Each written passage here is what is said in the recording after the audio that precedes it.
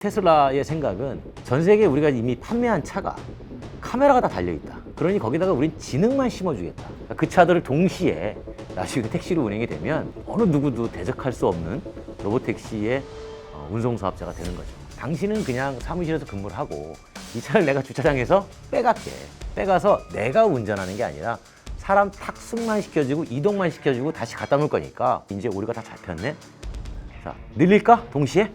그러면 이미 깔린 테슬라를 대상으로 소유주에게 당신 차 좀 빌려주지 않겠습니까?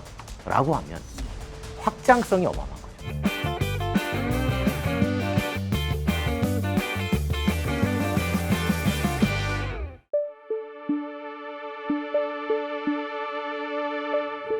네, 교수님 안녕하세요. 네, 안녕하세요. 네, 지금 그 텍사스 오스틴에서 예. 테슬라의 로보택시가 이제 운행을 시작한 지 시일이 좀 지났습니다. 네네. 현재 좀 지금 뭐 분위기 상황 좀 어떤가요? 아직 초기니까 네. 사람들의 평가가 좀 반신반의. 그러니까 이제 초기에 약간 몇 가지 오류도 있었고, 그래서 그 얼마나 잘 현실 세계에서 구현이 되느냐를 계속 보고 있는 건데, 그러니까 초기에 몇 가지 오류가 있긴 했습니다만, 그럼에도 불구하고 이제 테슬라가 로보택시를 시작했다는 것 자체에 상당한 기대감도 갖고 있는 거죠. 그러니까 왜냐하면 우리나라 사람들 입장에서 보면 투자자들이 저 테슬라에 많이 돈을 썼잖아요.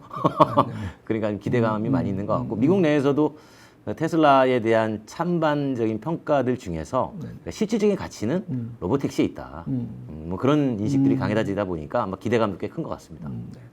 그러니까 아무래도 이제 로보택시를 얘기하다 보면 사실 구글의 웨이모나 네. 지금 사실 뭐 또 중국에서 또 무안에서도 지금 엄청나게 상용화돼가지고 운행하고 있는 뭐 바이두, 네. 뭐 로보택시 이런 것들과 좀 비교가 좀 아무래도 선행이 될 텐데 보시기에는 좀 이제 이런 웨이모와 일단 그 로보택시 좀 비교해 주시자면 좀 어떻게 좀 다를 수 있을까요? 그러니까 그 방식이 조금 달라요. 네네.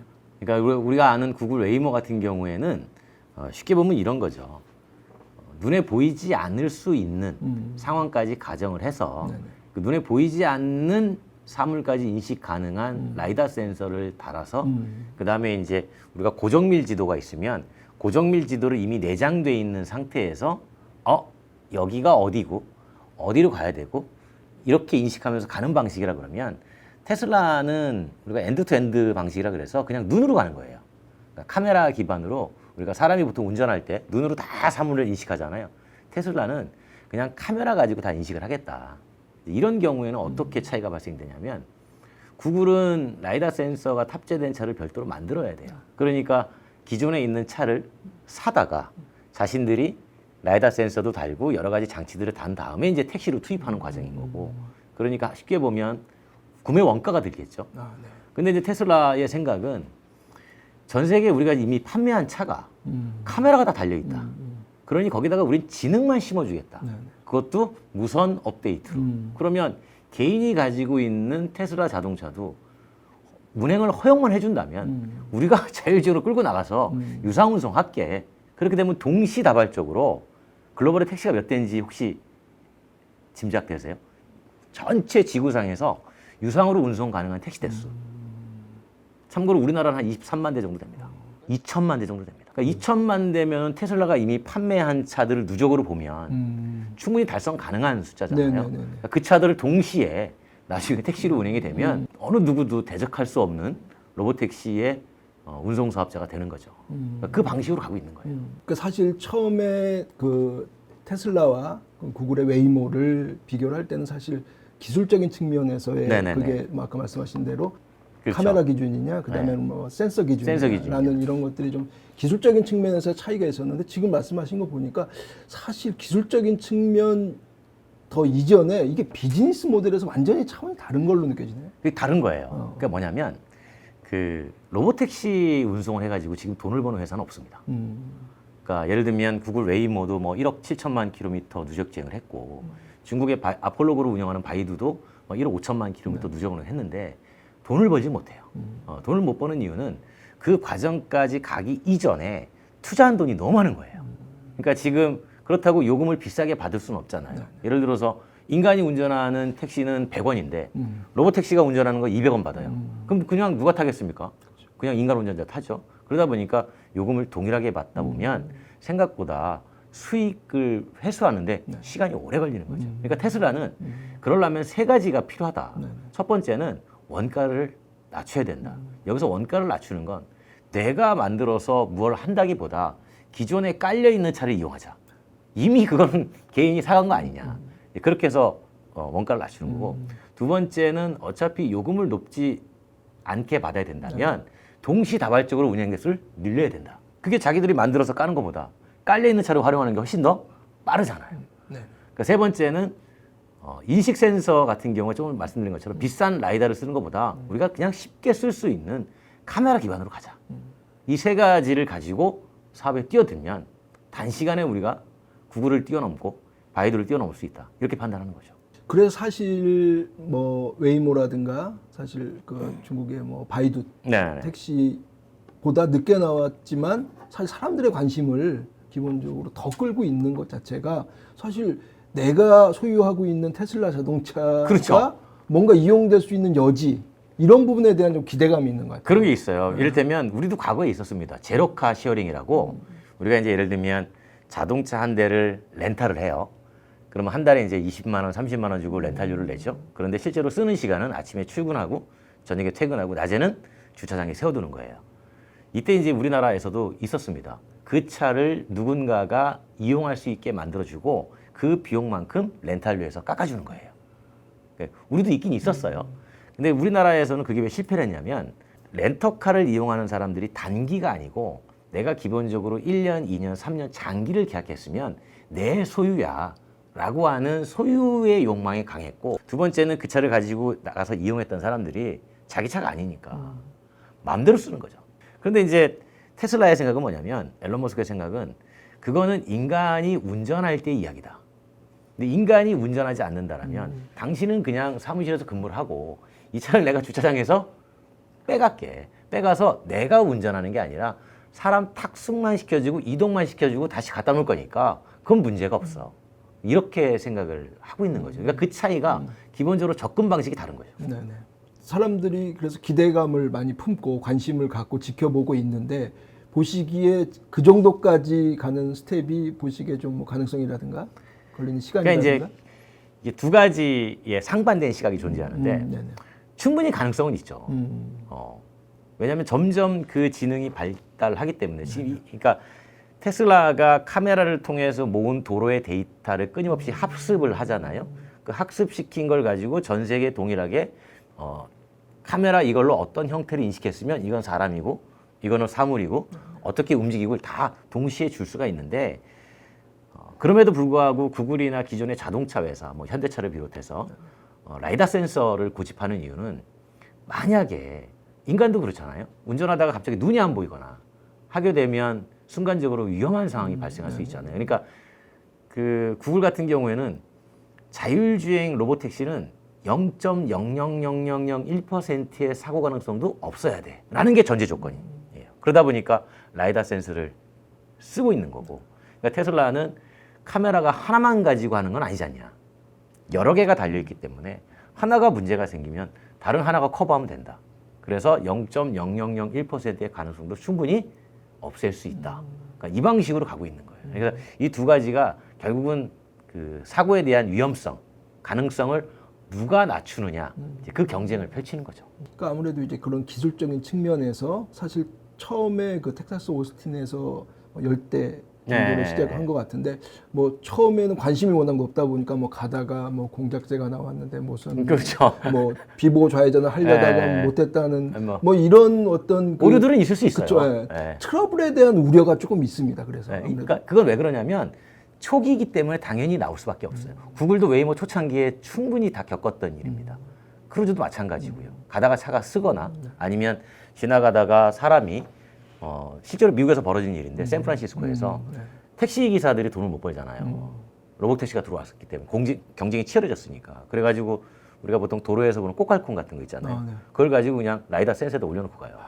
그러면 차가 그냥 서버리는 거죠. 바보가 되는 거예요. 네네. 그런 일들도 많이 있었고, 그리고 이제 그 초창기에 샌프란시스코에서 로봇택시 허용을 할 때 누가 반대했냐면 공공기관도 반대했어요. 경찰, 소방차. 왜냐하면 에머전시 긴급 출동할 때 얘들이 방해가 되는 거예요. 버벅대니까. 그렇겠네요. 예. 다른 사람들은 다 비켜주는데 얘만 안 비켜주는 거예요. 왜? 소리를 못 들으니까. 근데 지금은 이제 소리까지 다 듣는 식으로 발전했지만 결국은 테슬라도 초창기에는 10대, 20대로 이렇게 시작을 하지만 여기서 오류를 잡아내면 이제 사람들의 관심은 확장성이에요. 구글은 1000대까지 오는데 2, 3년 걸린 겁니다. 그런데 테슬라는 야, 우리가 한 20대 운영을 해봤더니 한 6개월 해봤더니 이제 오류가 다 잡혔네. 자, 늘릴까? 동시에? 그러면 이미 깔린 테슬라를 대상으로 소유주에게 당신 차 좀 빌려주지 않겠습니까? 라고 하면 확장성이 어마어마한 거죠. 그거를 이제 사람들이 보는 거예요.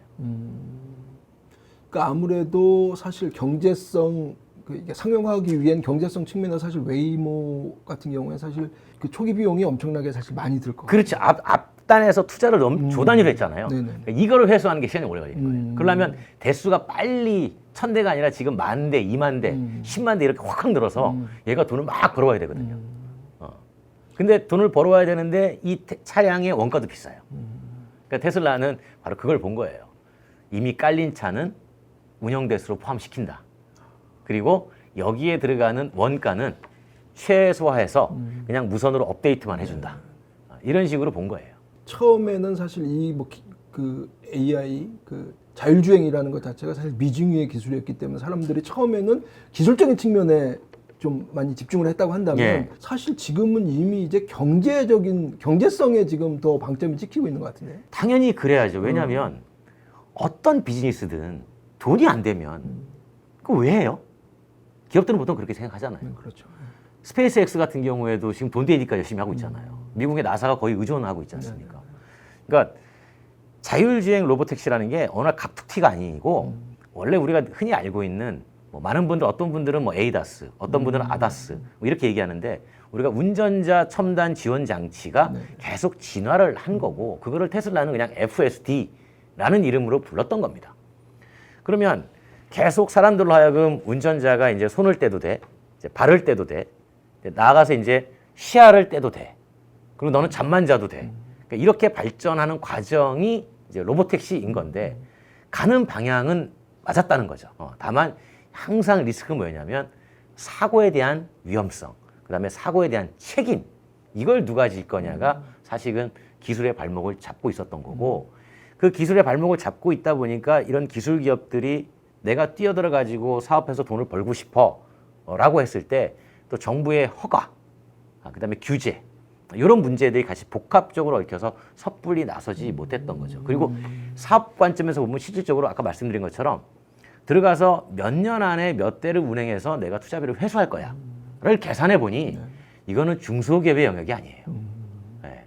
어마어마한 대기업의 영역이에요. 근데 앨런 머스크는 그 대기업의 영역 중에서 가장 투자비를 많이 차지하고 있는 차량가를 이미 투입된 차로 하겠다 해서 이제 원가를 낮추는 거죠. 그래서 나오는 얘기가 로보택시의 경쟁 상대는 웨이모가 아니라 우버다. 그렇죠. 이런 개념이 나오게 되는 거예요. 그러니까 이제 이게 로보택시는 누구나 할 수 있어요.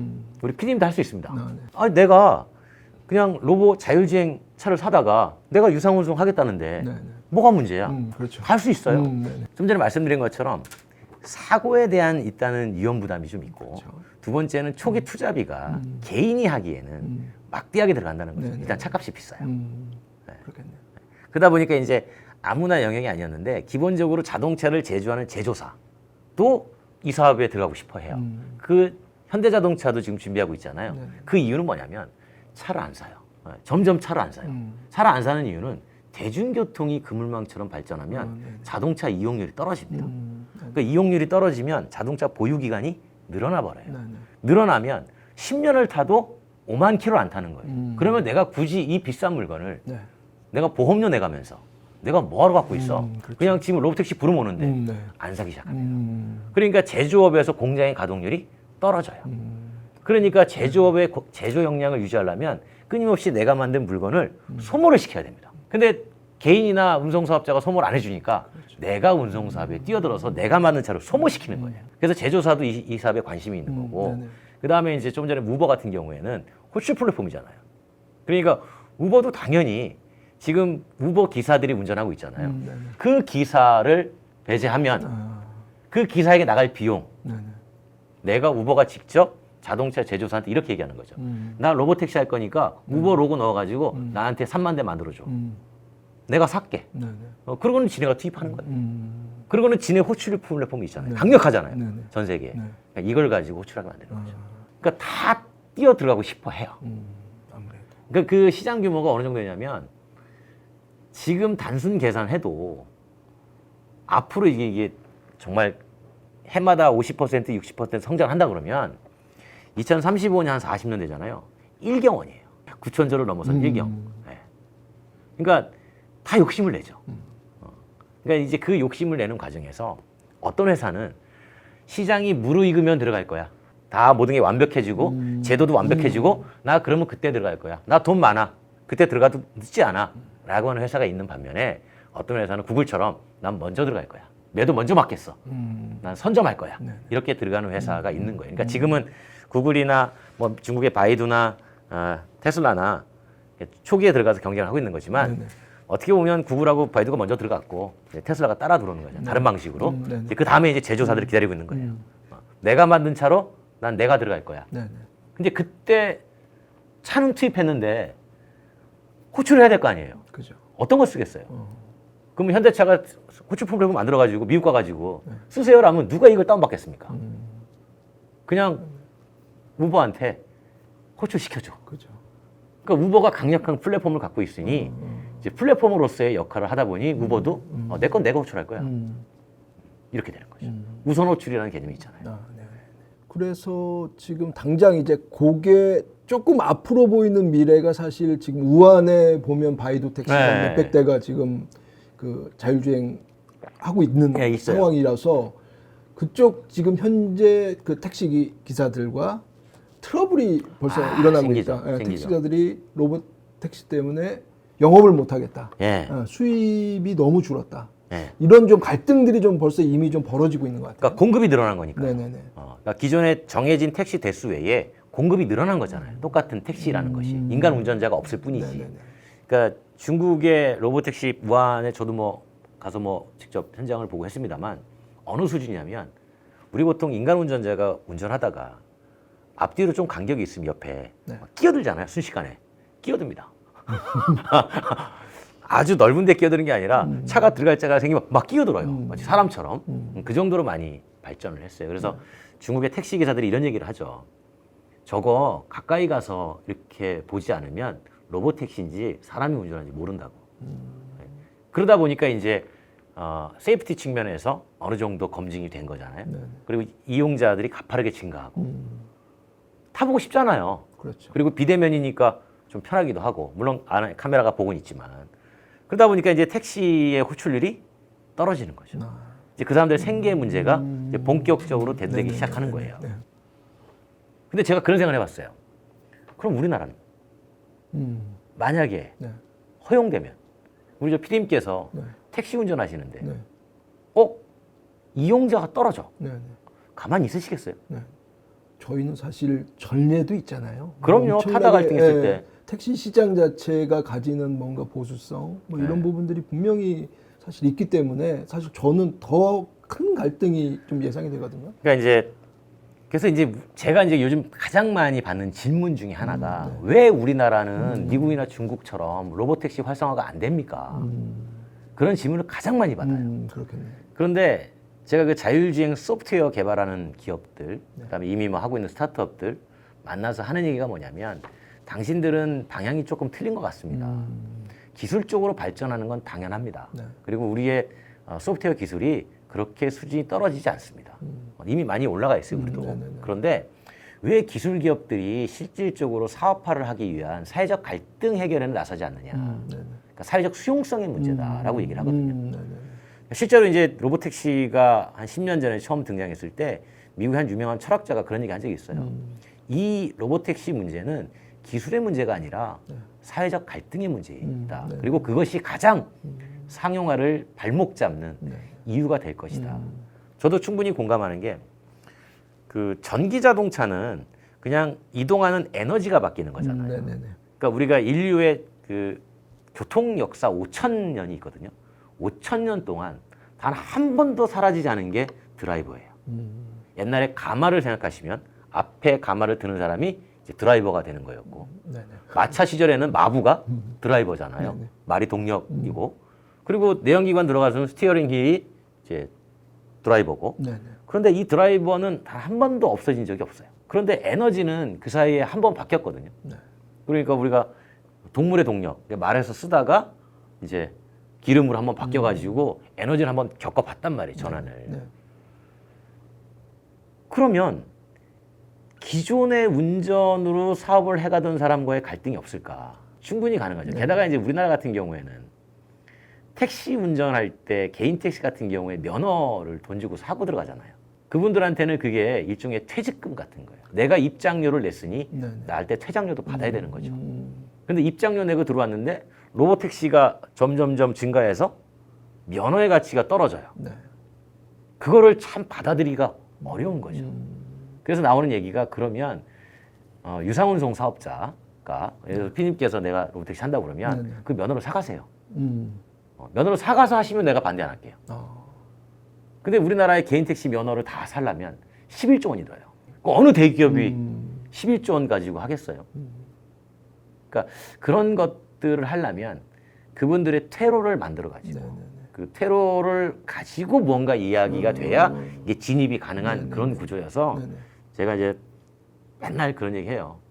여기도 가거나 국회의원 만나면 정부 만나면 그런 얘기 하거든요. 좀 해보세요. 근데 아무도 손 안 댑니다. 그건 저는 100% 인정을 해요. 왜? 로보택시는 투표권이 없어요. 근데 택시는 명확히 카운팅되는 투표수예요. 그래서 제가 국회 이제 뭐 국토교통이나 가서 얘기하거든요. 이걸 공론화해서 퇴로 만드는 걸 좀 만들어보자. 우리도 지금 당장 인간 운전자의 고령화 현상과 여러 가지 부족하고 이런 건 난리인데 해야 되지 않냐. 해야죠. 말은 다 우리 해야 됩니다. 자, 한번 공청이라도 한번 해보시죠. 안 할랍니다. 왜요? 아유, 저 택시에 저 혼나요. 이런 식의 상황이 돼 있는 거예요. 그러니까 제가 오늘 지금 교수님과 얘기를 나눠보니까 사실 계속 이 자율주행, 로보택시라고 한다면 사실 되게 기술적인 측면에 제가 포커스를 맞추고 관심을 가져왔다고 한다면 이게 사실 단순히 기술적인 부분의 문제가 아니라 이게 경제성과 그쵸. 뭔가 사회적인 문제까지 좀 일단 이 연계가 되는 부분. 그래서 사실 제가 궁금했던 게 아까 말씀드렸듯이 지금 우한에서는 이렇게 자율주행 택시가 다니고 있는 상황에 우리나라는 뭐 얼마 전에 저 동작구에 마을버스, 뭐 그것도 기사님이 앉아 있는 마을버스가 운행한다고 해서 어떻게 이렇게 그 수준 차이가 괴리가 심할까, 기술적으로 그렇게 안 될까라는 사실 궁금증이 컸었는데 사실 거기에 단순히 기술적인 부분 외에 다른 사실 문제들이 그렇죠. 있었는데.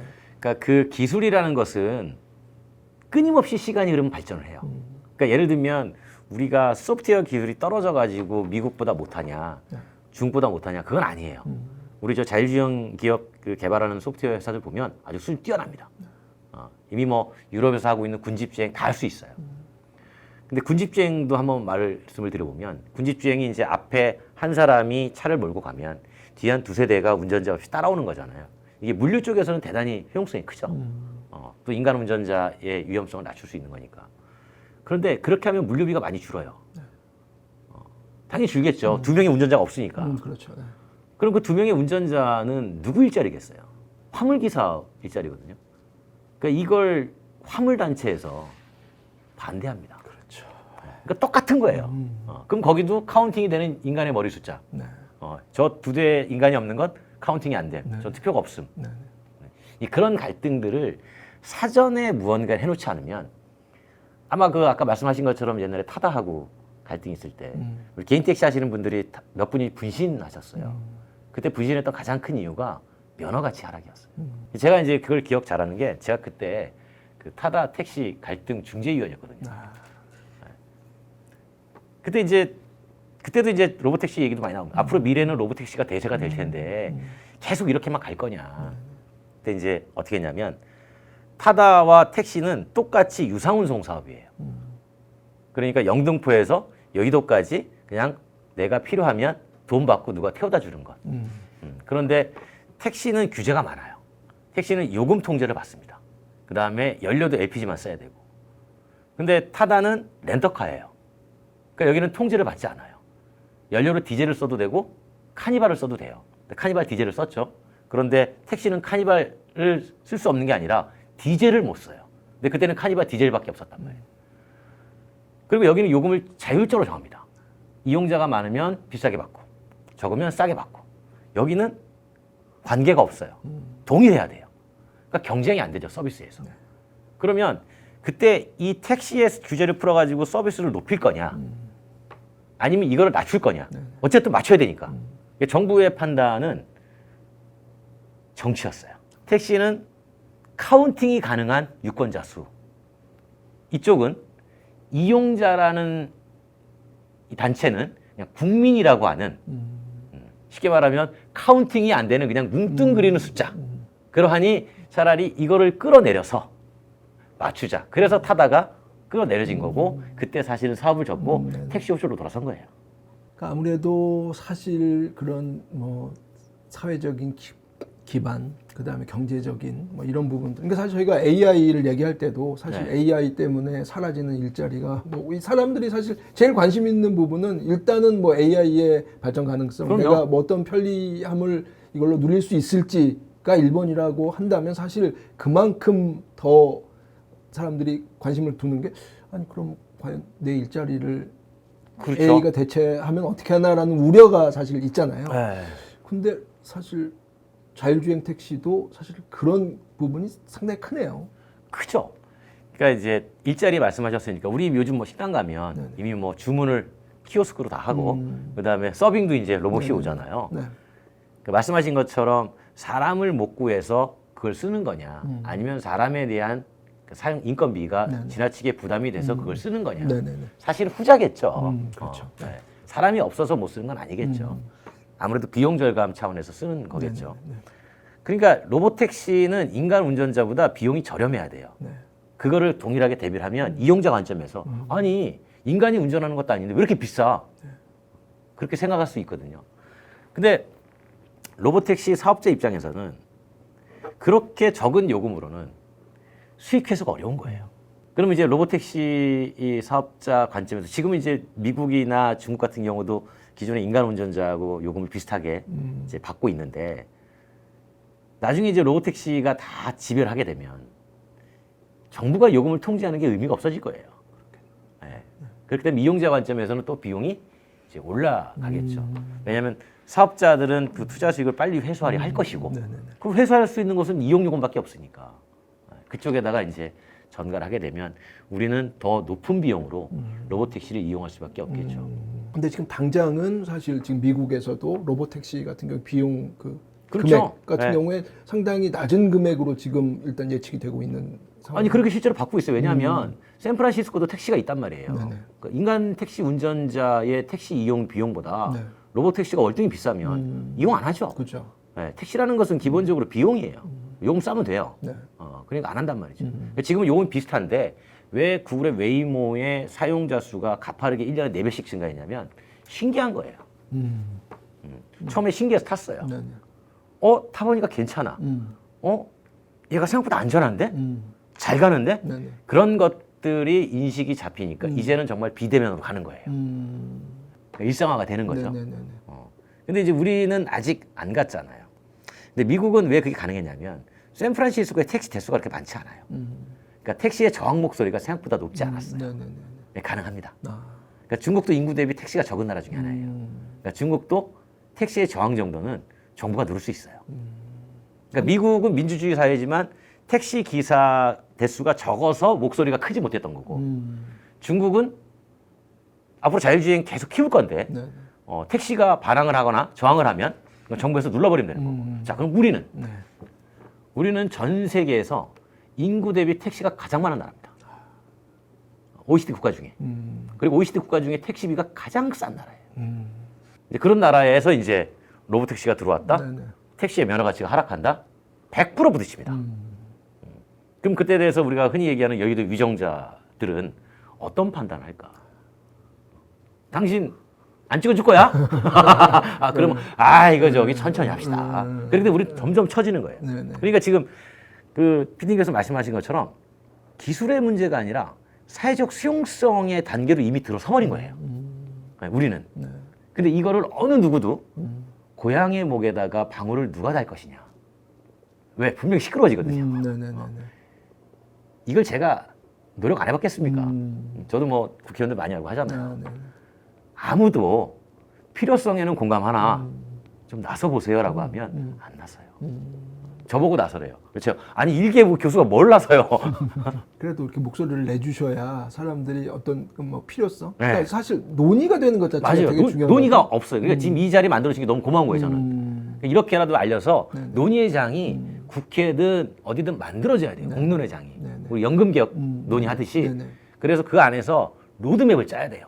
자, 그러면 개인택시면허의 퇴출은 어떻게 보상을 할 것이며 그들의 퇴로는 어떻게 만들 것이며 언제 어떻게 그럼 이때 로보택시가 몇 대가 들어가고 이렇게 로드맵을 짜야 되고 거기에서 사고가 나면 책임 누가 질 건지 법적인 형태는 어떻게 할 것이고 이런 것들을 다 모여서 해야 돼요. 근데 여기서 많은 분들이 야 이게 그냥 단순하게 택시와 도로 자동차의 영역이니까 모빌리티 문제라고 생각하잖아요. 아니에요. 이거는 앞서 말씀하신 것처럼 생존의 문제와 그 다음에 IT, 뭐 과학, 우리 일상의 라이프 다 걸쳐 있어요. 법률까지. 도로교통법도 바꿔야 돼요. 도로교통법도 이제 인간 운전자가 위반하면 얼마가 아니라 얘가 위반하면 얼마 범칙금 이거 바꿔야 돼요.